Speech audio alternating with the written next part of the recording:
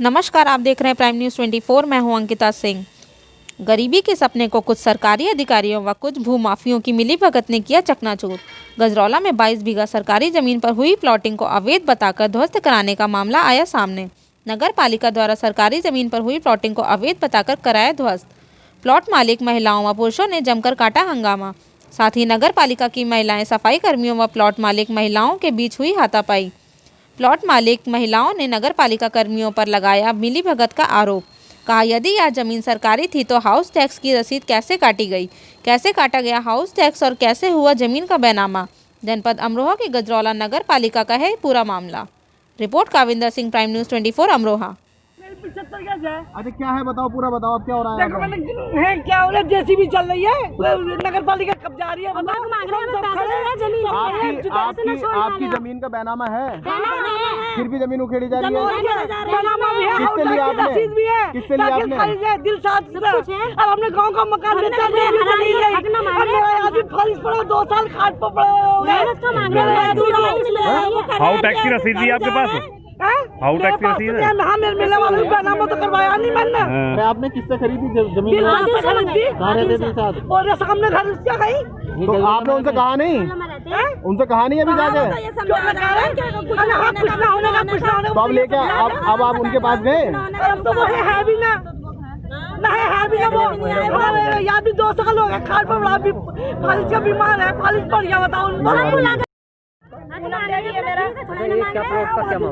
नगर पालिका वाले छीन रहे हैं, सब अपनी बता रहे हैं ना। सरकारी जब कहाँ मर गए थे सरकारी वाले, जब जो प्लॉटिंग हुई थी। अच्छा, आपका बैनामा है? हाँ, बैनामा है।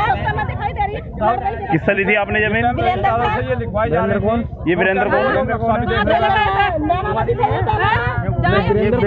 है? ये वीरेंद्र कौन है? डीलर है वीरेंद्र। कहाँ पर रहते हैं? ये तो मुझे नहीं पता कहाँ पर रहते हैं। आज लिया जाता है इधर सामने। जो यहाँ पर जो अवैध प्लॉटिंग जो ध्वस्त कराई जा रही है, क्या है मामला इसके बारे में? ये गाटा संख्या 111 जो कि सीलिंग की ज़मीन थी, उस पर कुछ अवैध प्लाटिंग कर ली गई थी। कुछ लोगों ने उसके आंशिक हिस्से पे कब्जा कर लिया था और कब्जा करके अवैध प्लाटिंग कर दी गई थी। कल तहसील की टीम द्वारा उसकी पैमाइश करा ली गई है और चिन्हांकन कराया गया है। जिला अधिकारी महोदय के आदेश पर की गई चिन्हांकन को जितना भी अवैध कब्जा था उसको सबको हटवा दिया गया है। सर, इसमें कोई मकान भी बना हुआ है? नहीं, जहाँ तक चिन्हांकन हुआ है उसमें कोई मकान नहीं है, लेकिन कुछ आंशिक हिस्से पर जो प्लाटिंग की बाउंड्री थी उस तरह का छोटा निर्माण किया गया था। लेकिन सर, बताया जा रहा है एक मकान बना हुआ है जिसकी आपने जो है हाउ टैक्स की रसीद भी काटी है, तो वो किस? जो सीलिंग की ज़मीन से दूसरी ज़मीन है, बची हुई ज़मीन है, वो उनकी अपनी ज़मीन है, उन्होंने रजिस्ट्री की है, वो उसे बेच सकते हैं। लेकिन जितनी सीलिंग की ज़मीन है उतने का चिन्हांकन कराते हुए वो सबसे कब्जा हटवा दिया गया है। अच्छा सर, जैसे नगर पालिका ने हाउस टैक्स की रसीद जो काटी है, क्या इससे पहले कोई जांच पड़ताल नहीं की? क्या किस जमीन की है, किस जो मकान है किसका हाउस टैक्स काट रहे हैं? देखिए, जो नगर पालिका है हाउस टैक्स के लिए रसीद जारी करती है वो केवल अध्यासन के लिए है, उसमें कोई किसी की मालकियत सिद्ध नहीं हो जाती है। दूसरे, यदि जांच में पाया गया कि किसी कर्मचारी द्वारा ऐसा गलत असेसमेंट कर दिया गया है तो उसके खिलाफ भी कठोर कार्रवाई की जाएगी। क्या खाली प्लॉट पर आप हाउस टैक्स की रसीद काट सकते हैं? बिल्कुल काट सकते हैं। जो ग्राहकर अधिनियम है, नगर पालिका अधिनियम 1916 के अंतर्गत जितने भी खाली प्लाट है या भवन है उन सब पर संपत्ति कर वसूल किया जा सकता है। अच्छा, जैसा आपने ये ध्वस्त कराया है जितने भी ये प्लाट हैं खाली, क्या इन्हें मुआवजा वगैरह कुछ मिलेगा? एक्चुअल में जो भी लोग यहाँ पे रहे होंगे गलत तरीके से उन लोगों द्वारा बेच दिया गया है और उनके खिलाफ एफआईआर भी दर्ज करा दी गई है। लेकिन इनके वालों में तो नगर पालिका कर्मचारी और सभासदों का नाम सामने आ रहा। अभी जांच चल रही है। अगर जांच में पाया जाएगा जो भी लोग उसमें जिम्मेदार होंगे उनके खिलाफ कठोर कार्रवाई की जाएगी। जैसे बैनामे में नाम है, बैनामे कराने वाले को अभी तक नगर पालिका की तरफ से अभी अज्ञात में दी गई है, ऐसा क्यों? नहीं, अज्ञात में नहीं दी गई है।